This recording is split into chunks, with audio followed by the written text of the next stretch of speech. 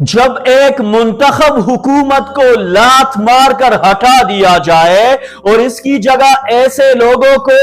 عوام پر مسلط کر دیا جائے جن کا ماضی داغدار ہو، جو کرپشن کے بادشاہ ہو، میرٹ کا قتل کرنے میں ماہر ہو اور صرف علامتی منصوبوں کے ذریعے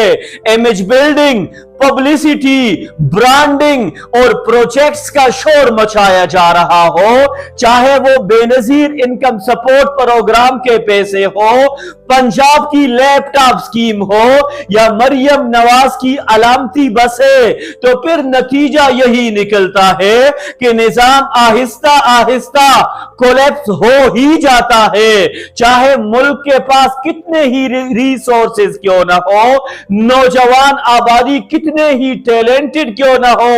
اور سسٹم کتنا ہی مضبوط کیوں نہ ہو، اگر میرٹ کا قتل ہوگا، انصاف دبایا جائے گا اور حقدار کو اس کا حق نہیں دیا جائے گا، تو پھر ترقی ممکن نہیں رہتی۔ اس لیے محسن نقوی کا اعتراف اچھی بات ہے۔ آپ چاہے بار بار یہ نیریٹو بنائے کہ وزیر اعظم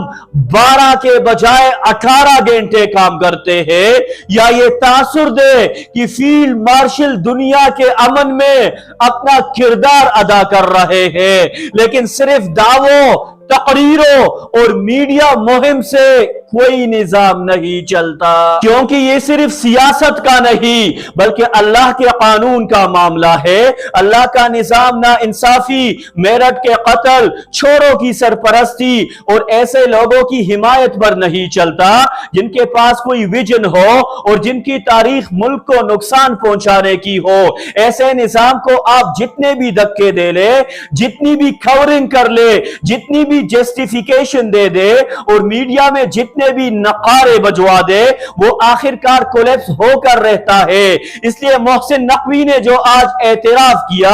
بہت پہلے ہونا چاہیے تھا، لیکن دیر آئے درست آئے۔ اب کم از کم پاکستان پیپل پارٹی اور پاکستان مسلم لیگ نون کو اپنا بوریا بستر گول کرنا چاہیے، خان کو باہر نکال کر اس نظام کو چلانے کے لیے ڈائلاگ شروع کرنا چاہیے، پچھلے 70 سال کی تاریخ کا غیر جانبدارانہ جائزہ لینا چاہیے،